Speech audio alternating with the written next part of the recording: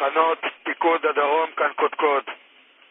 אנחנו יוצאים למתקפה על החמאס וארגוני הטרור ברצועת עזה. מטרתנו היא אחת, ניצחון. לא משנה כמה תהיה ארוכה הלחימה, כמה קשה, אין תוצאה אחרת מלבד ניצחון.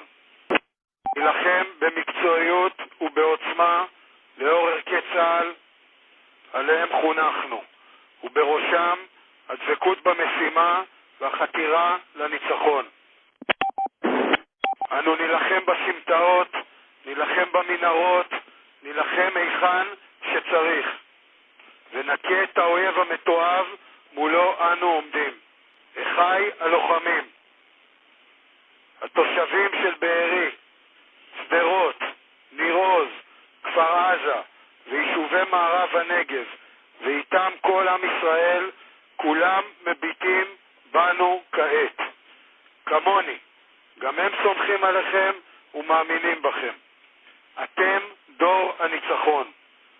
כאן קודקוד, נו למשימותיכם, הכו באויב, סוף.